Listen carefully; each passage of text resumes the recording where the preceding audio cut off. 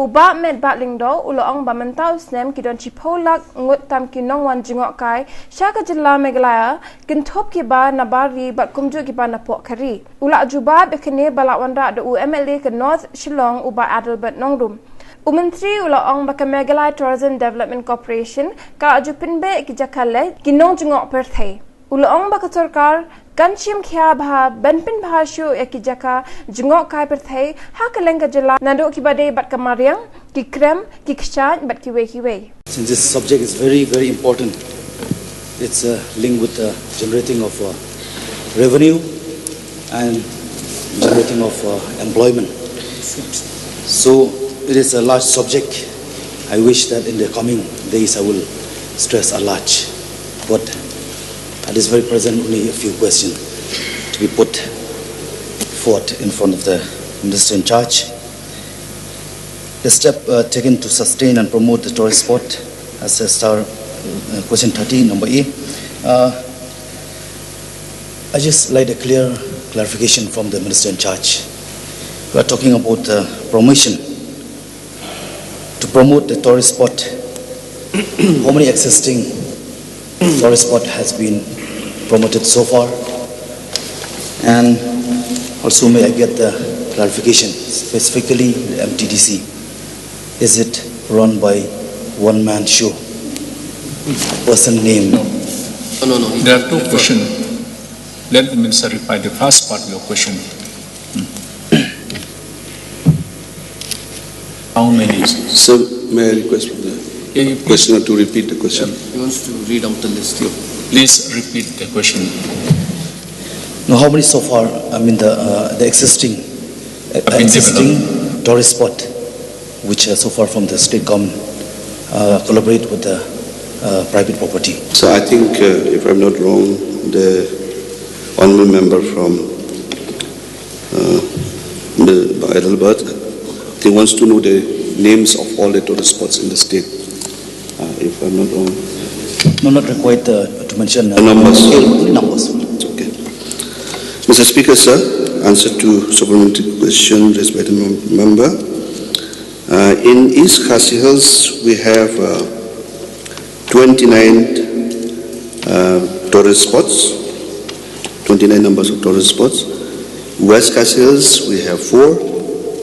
Southwest Khasi Hills, we have 3. Ribhoi district, we have 4. West Jainte Hills, we have 7. East Jainte Hills, we have 1. East Garo Hills, we have 2. North Garo Hills, we have 3. West Garo Hills, we have 1. Sorry, sir. West Garo Hills, we have 4. Southwest Garo Hills, we have 2. And South Garo Hills, we have 2, sir. How much amount generated? Revenue generating by the responsible MTDC. MTDC. Revenue generated or earned by MTDC. Sir, as far as the main question is concerned, I think there's nowhere mentioned in the thing as far as the revenue is concerned, sir. But had it been that I have the answer here, I would love to definitely respond to that. So in this matter, I require notice as far as the revenue is concerned, sir. Yes, recently, as we all know, the fact that 7% retired, who's supposed to retire, and they are still continuing in their service. Where? The MTDC. MTDC. I would like to get the clarity from the Minister in charge. I would like to furnish all the information asked by the member, because I'm also, try to, ensure that whatever supplementary question or main question asked by them, all members should be replied. But sir, as far as the principal question, I think there's nowhere as far as that revenue is concerned or the staff is concerned with regards to the MTDC in particular, sir. So for that, sir, again, I require notice. Those who visited our state as tourists will definitely take care of them. But sir, as I would like to enlighten here also with the honorable member and the other members of this August House also that I've just taken over as a tourism minister just about 6 months ago now, sir.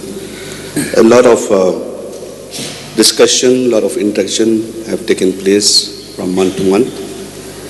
And as mentioned by the honorable member that the number of tourists, domestic and foreign and so on, as we are taking serious note of all the points mentioned by the honorable member there, and we assure sir that the tourism department in the future will definitely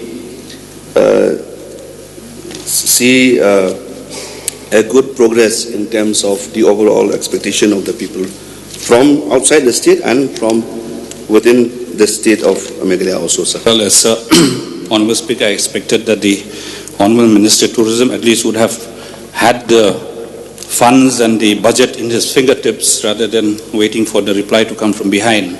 Nevertheless, I would like to know what is the steps that the government is taking to develop eco-tourism and cave tourism. Eco-tourism and cave tourism in the states. So it depends from one site to another site on the need of how do we develop those areas. Like there are some areas where some proper footpaths is to be constructed, some and so on. So that is in fact is